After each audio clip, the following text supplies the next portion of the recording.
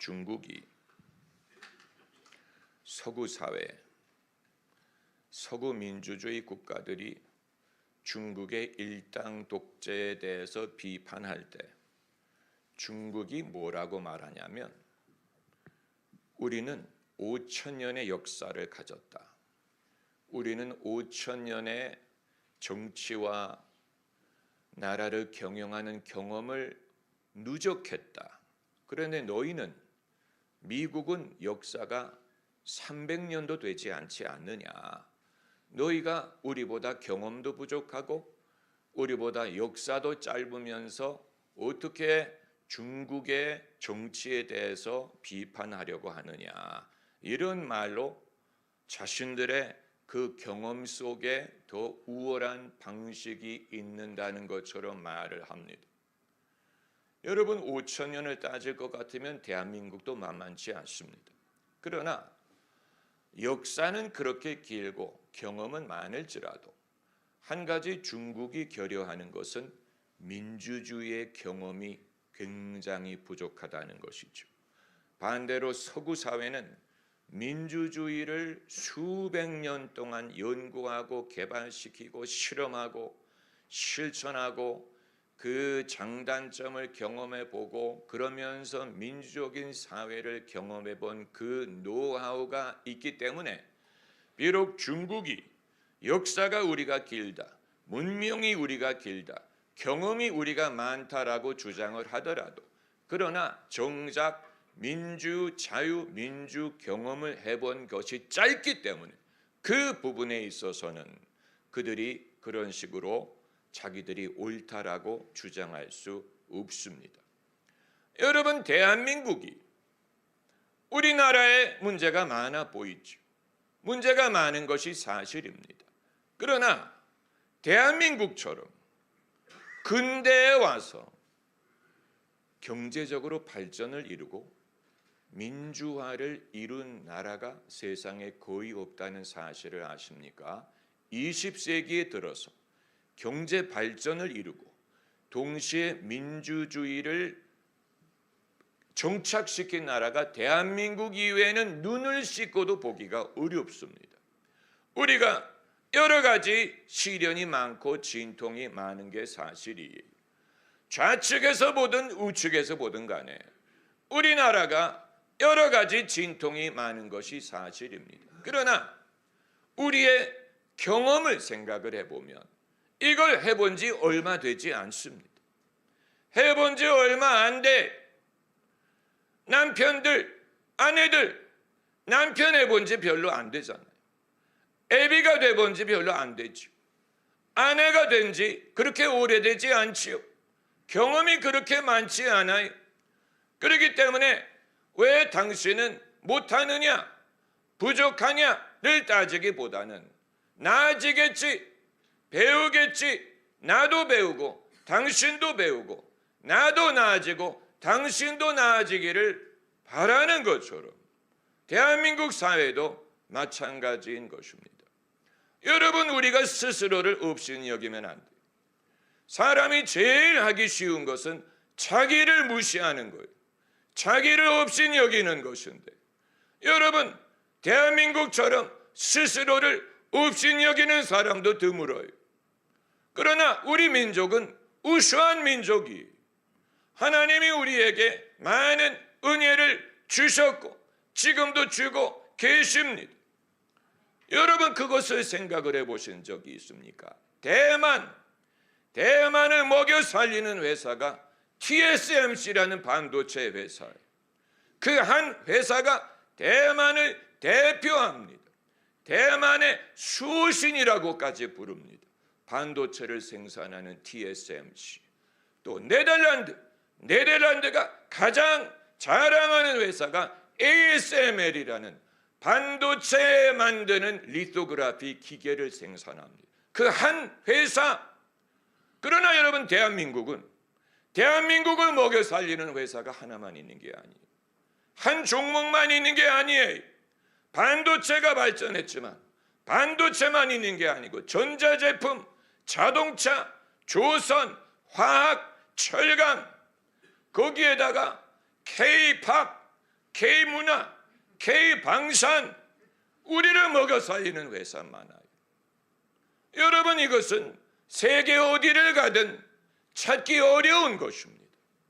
여러분은 선진국이 부러우세요? 미국, 영국, 독일, 프랑스, 선진국이 부럽습니까?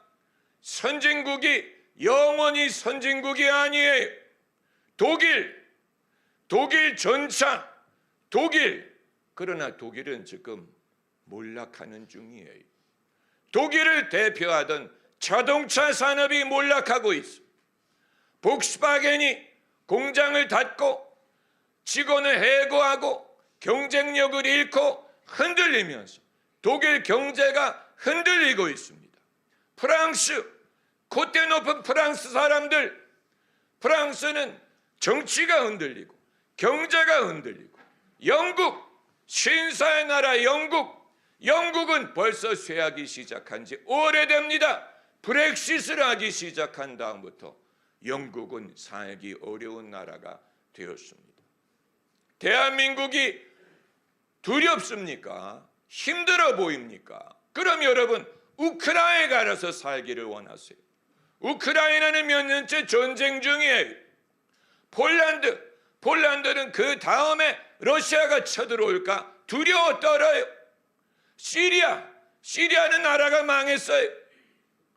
여러분, 세상이 돌아가는 것을 우리가 보면 우리에게 문제가 많은 것 같지만 남에 비하면 약과에 성경 말씀 그대로 세상에 있는 너희 형제들이 동일한 고난을 당하는 줄을 알미니라. 그리고 무엇보다도 대한민국에는 주 예수를 믿고 기도하는 성도들이 많아요.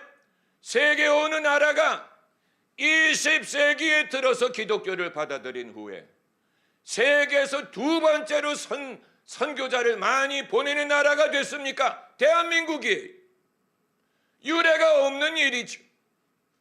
하나님이 우리에게 은혜 베풀어 주실 것을 우리가 믿습니다. 선교사 수가 많기 때문에 그러라는 말이 아니고 우리의 믿는 사람들. 제가 캐나다에 살 때나 미국에서 학교 다닐 때는 정말 믿는 사람 마주치는 것이 쉽지 않았어요. 믿는 사람을 마주치면 반가웠어요. 그런데 미국의 교포 사회를 들어가면 이씨, 박씨, 김씨 다 교회를 다니더라고요. 다 교회를 다녀. 안 다니는 사람을 찾기가 어려워. 저는 교포 사회만 그런 줄 알았어요. 그런데 보니까 대한민국도 그렇더라고요. 대한민국 주변에 여러분, 제가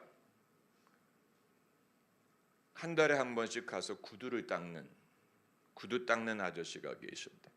벌써 몇 년째지요. 그래서 이제 대화를 하면서 그분이 처음에는 들어가자마자 요즘 정치 이래도 되는 거예요. 뭐 아무개 이래도 되는 거예요. 뭐 정치에 대한 얘기를 그렇게 꺼내더라고. 그래서 제가 한 번은 점잖게 정치 때문에 뭐 해를 입으신 게 있으십니까? 그랬더니 그런 거 없대. 그러면 왜 그렇게 열을 내시냐? 왜 그렇게 저만 보면 뭐 대통령이 이래서 되는 거예요? 뭐 이러니까 그분이 더 이상 그 얘기를 안 하고 그 다음부터는 그 동네 벤치에 앉아있는 터줏대감들 욕을 하기 시작하더라고요. 저 아저씨들 매일 나와서 저기서 근무한다고. 매일 저기 나와 앉아있다고. 그리고 옆에서 옥수수 삶아서 파는 아저씨를 욕하더라고요. 저 옥수수 벌써 며칠째 저렇게 있고 다 쉬었을 거라고.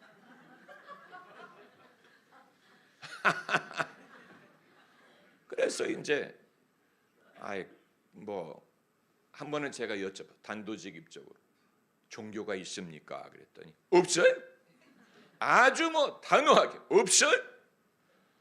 주변에 교회 다니는 사람 하나도 없어요. 그랬더니 집사람이 다닌대. 아니 없다고 말할 때는 그렇게 단호하게 절대로 이런 식으로 말하더니 교회 다니는 사람이 있느냐 그랬더니 부인이 다닌다는. 그리고 본인이 교회 데려다 준다는 거예요. 그럼 거의 교회를 간 거나 마찬가지죠. 그러면서 종교가 없다고 딱 잡았다. 그런데 어느 날 갔는데 한 2달 동안 그분을 못 봤어. 문이 닫혀 있어. 그래서 3번째 되는 날 갔더니 그분이 있어. 그동안에 어떻게 뭐 아프셨냐 그랬더니 뭐 갈비뼈가 아파가지고 엑스레이를 찍었는데 뭐가 보인다는, 이쪽에 뭐가 보인다는, 거기에 간도 있고 뭐 모도 있고 중요한 게 다 있는데 거기에 뭔가 보여서 CT를 찍어서 다음 주 월요일 날 가서 그 결과를 들어야 된다는 거예요. 그분이 얼굴이 사색이 됐어. 옛날처럼 뭐 정치인에서 물어보고 그런 게 다 들어가고, 당신의 형님이 어떤 병으로 돌아가셨는데 자기도 그러지 않을까 하는 그 두려움. 그래서 제가 이럴 때가 아니면 내가 언제 아저씨를 위해 기도해 드리겠습니까? 내가 기도해 드려도 되겠습니까? 기도해 달래. 그래서 간절히 기도하는데 성령이 말씀하시기를 마음에 근심하지 말라. 하나님을 믿으니 또 나를 믿어라. 네가 어찌하여 두려워하느냐? 너에게 믿음이 없느냐? 간절히 기도하고, 그리고 이제 다음 달까지 기다릴 수 없잖아. 그래서 그 다음 주에 제가 다시 차를 몰고 가서 물어봤어. 어떻게 됐냐고. 그랬더니 뭡니까? 이 돌이 하나 있는 거. 담석이 하나 있는데, 담석을 하나 발견했는데 수술을 하든가 아니면 저절로 빠질 때까지 기다리면 된대. 얼굴이 완전히 밝아졌어. 그러면서 저한테 고맙다고 얘기를 하는. 여러분, 주변에 대한민국 사회는 주변에 교회 다니는 사람이 한 사람만 건너뛰면 있고, 믿음이 없고 신앙이 없다고 하는 사람들 중에도 의외로 과거에 주일학교를 다녀봤다든가, 배우자가 교회를 다닌다든가, 며느리가 교회를 다닌다든가, 사돈이 다닌다든가, 심지어 자기의 고모님이 전도사님, 이런 식으로 주변에 예수 믿는 사람이 없는 사람이 없습니다. 여러분, 이건 유례가 없는 일이에요. 유례가 없는 일이에요. 하나님이 하시는 일을 우리가 없인 여길 수 없습니다. 할렐루야. 이 부분이 우리로 하여금 잘 될 것이다 라는 믿음을 가능하게 합니다. 잘 될 거야. 염려하지 마라. 염려하지 마. 사람은 뉴스로 사는 게 아니고 믿음으로 살고 하나님의 입으로 나오는 말씀으로 삽니다. 우리가 뉴스만 들으면 하루 종일 24시간 뉴스 채널, 하루 종일 뉴스만 들으면 쓴물이 들어오기 시작하는데, 이쪽에서 쓴물이 흘러오고 저쪽에서 쓴물이 흘러들어오고, 나중에는 나에게 믿음은 온데간데 없고 모든 것이 어두워 보이고 괴로워 보일 것입니다. 믿음의 사람은 뉴스로 사는 게 아니고, 왜냐하면 뉴스를 리포트하는 사람이 중심을 보는 능력이 없습니다. 하나님이 예비하신 모든 것은 눈으로도 보지 못하고 귀로도 듣지 못하고 마음으로도 깨닫지 못하였으나 오직 하나님이 성령으로 이것을 보이셨기 때문에 뉴스 리포터들이 눈으로, 귀로, 마음으로 하나님이 하시는 일을 볼 수 없습니다. 유일한 굿 뉴스, 유일한 좋은 소식은 예수님으로 말미암습니다. 예수님으로 말미암는 좋은 소식을 듣지 못한다면 그 이외의 뉴스는 전부 다 나쁜 뉴스뿐이에요. 이 세상의 뉴스 다 나쁜 뉴스뿐이, 유일하게 좋은 뉴스는 굿뉴스, 하나님의 복음뿐입니다. 할렐루야. 이것을 믿고 말할 수 있는 사람은 기독교인밖에 없습니다. 만일 우리가 침묵하면 세상 사람은 어디에서든 좋은 소식을 들을 수가 없습니다. 믿음은 어디에서 옵니까? 들음에서 난다고 했는데 누군가 말을 해야 들을 수 있을 것이 아닙니까? 우리가 침묵하면 누가 어디에서 좋은 소식을 들을 수 있겠습니까? 굿 뉴스, 내가 모든 사람에게 미치는 큰 기쁨의 좋은 소식을 너희에게 전하노라. 할렐루야. 여러분, 이전 교회의 이름이 기쁜 소식 아니었습니까? 이게 감동으로 제가 받은 이름이었어요. 신학생 때 선배님들이 교회 개척할 때 몇 가지 요구사항을 말씀하셨어요. 교회 개척하려면 이런 조건이 있어야 된다. 그 중에 하나가 교회 이름을 하나님에게 받아야 된다는 거예요. 그래서 그때 저는 교회 개척도 힘든데 교회 이름까지 하나님에게 응답으로 받아야 된다고 엄청나게 부담이 됐는데, 제가 1999년입니까? 교회 개척을 준비하면서 이름을 받아야 되는데, 이름을 받아야 된다고 했는데 어떻게 받은가? 그런데 어느 날 LA에 있는 어떤 목사님의 설교를 인터넷으로 듣는 중에 갑자기 깨달음이 왔어요. 하나님의 말씀은 좋은 소식이다. 좋은 소식이다. 그 설교의 내용을 떠나서 그냥 설교를 들을 수 있는 것만 해도 이게 좋은 소식이다 하면서 그 순간에 이게 교회 이름이 되겠구나. 좋은 소식, 큰 기쁨의 좋은 소식을 너희에게 전하노라. 거기에서 교회 이름을 응답으로 받은 것인데, 푸른 잔디라는 이름도 마찬가지. 푸른 잔디도 제가 적당하기 때문에 지은 게 아니고, 오피스텔에서 예배 드릴 때 예수님이 오병이어로 5,000명 먹이실 때 푸른 잔디에 앉히셨다라는 성경 구절에서 갑자기 제가 설교하다 말고 이거 좋은 교회 이름이네요. 아마 기억하는 분 계실 거예요. 이거 좋은 교회 이름이네. 그게 우리 교회 이름이 됐습니다. 할렐루야. 그럼 왜 그린 그레스라고 써붙였습니까? 저는 한글로 써붙이기를 원했는데 비주얼이 영어가 낫다고 해서 저는 한글이 이렇게 천대받는 거 몰랐어요. 교회 이름이 푸른 잔디니까 한글로 간판을 붙여야 될 것 같은데 비주얼을 따지면 그린 그레스가 보니까 정말 낫더라고요. 그리고 그 다음부터 제가 유심히 보니까 길거리의 간판들이 대부분이 영어로 되어 있더라고요. 여러분, 하나님이 이스라엘 백성을 애굽에서 건지실 때 하나님이 두 가지만 약속하셨어요. 첫째는 내가 너희를 애굽에서 건진다. 둘째는 가나안 땅에 들어간다.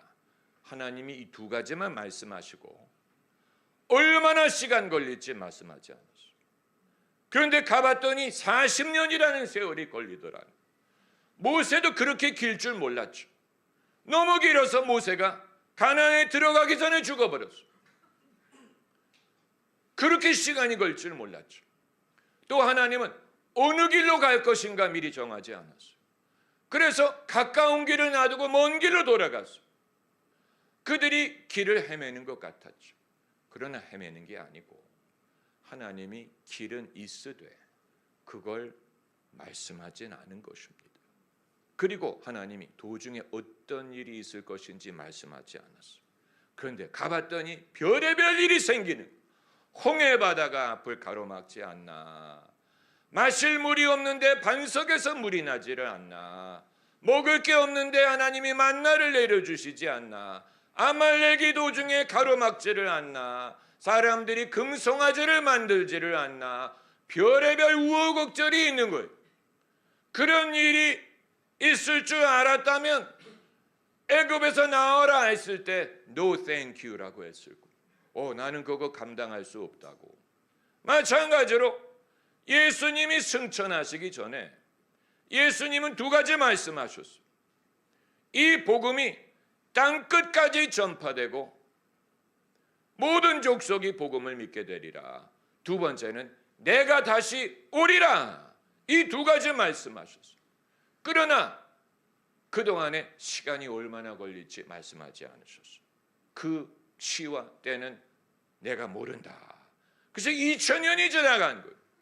앞으로 얼마나 시간이 걸릴지 모르죠. 또 주님은 어떤 길로 어떤 방법으로 교회가 성장하고 복음이 증거될 것인지 말씀하지 않으셨어요.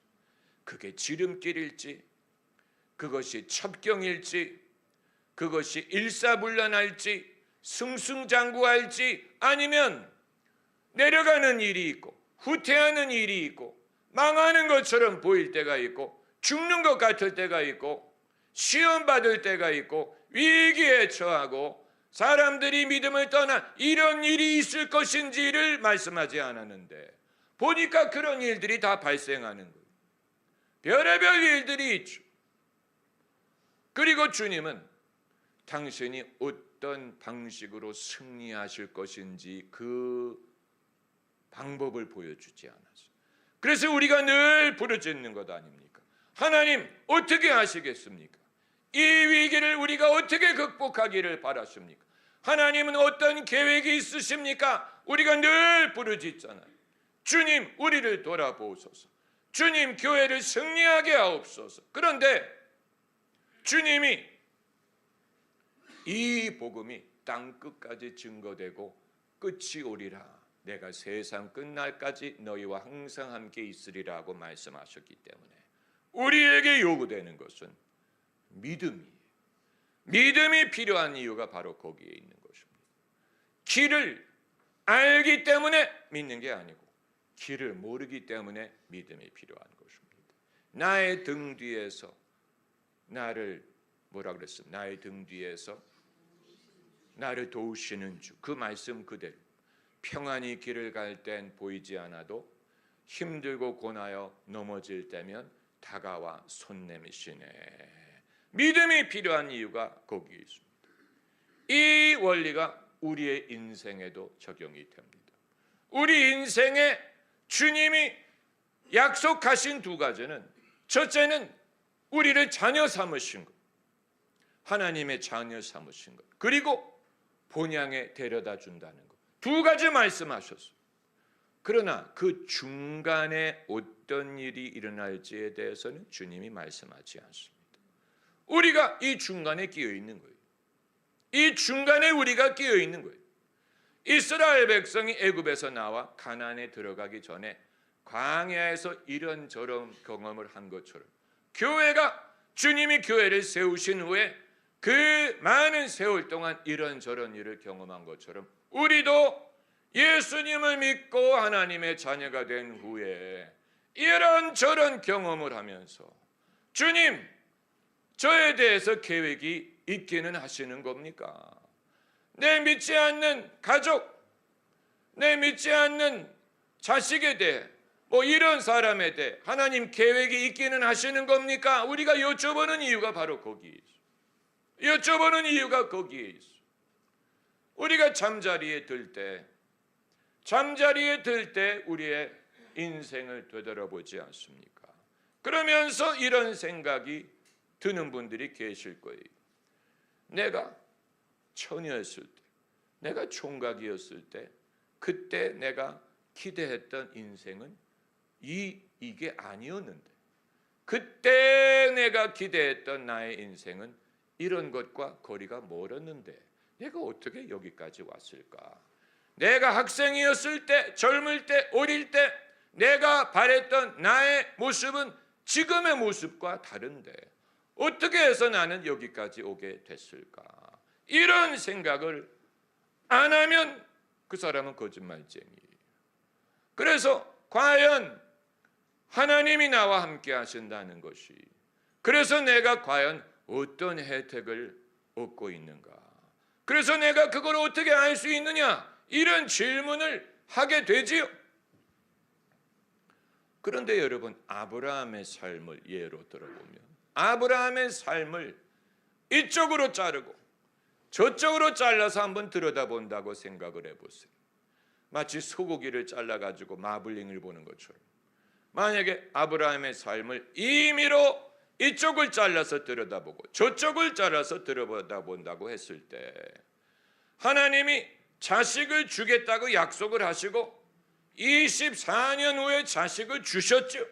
그러나 아브라함의 삶을 임의로 이때 잘라보고 이 방향으로 잘라보고 들여다보면 별의별 일들이 있었는데 자기 아내 사라를 2번이나 잃을 뻔했다는 사실, 또 자식이 생기지 않기 때문에 첩을 들어서 이스마엘을 얻었다는 사실.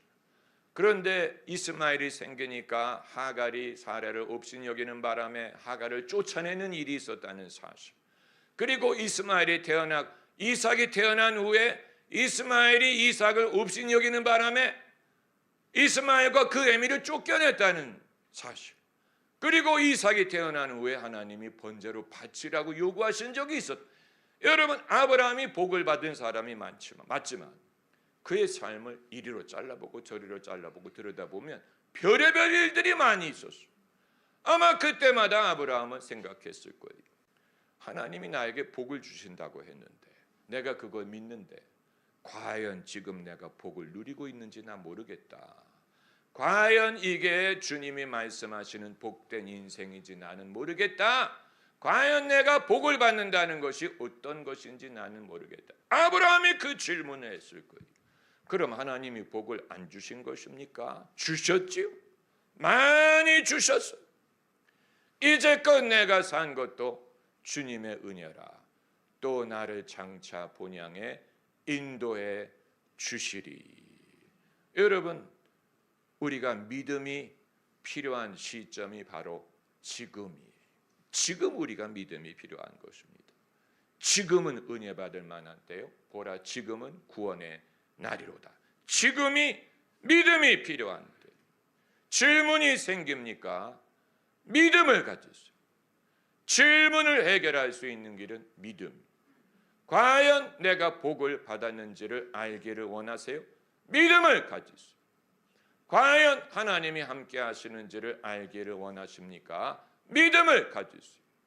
과연 이 광야길이 어디로 갈지를 알기를 원하신다면 믿음을 가지세요.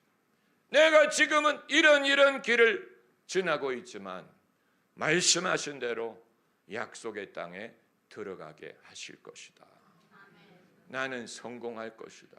내 믿음은 성공할 것이다. 나는 복을 누릴 것이다. 하나님의 약속이 이루어지는 것을 볼 것이다. 그래서 홍해 앞에서 하나님이 모세에게 하신 말씀, 오늘 본문에 있는 말씀이 그것이 아닙니까? 하나님이 아주 멋진 말씀을 하셨어요. 너희는 두려워 말고 가만히 서서, 한번 따라해보세요. 가만히 서서. 때로는 우리가 가만히 있어야 돼. 가만히 있는 게 믿음이에요. 가만히 서서 여호와께서 오늘날 너희를 위하여 행하시는 구원을 보라. 너희가 오늘 본 애굽 사람을 또 다시는 영원히 보지 못하리라. 우리를 시험하는 것은 안 보게 될 것이지만 하나님이 일하시는 것을 보게 될 것입니다. 할렐루야.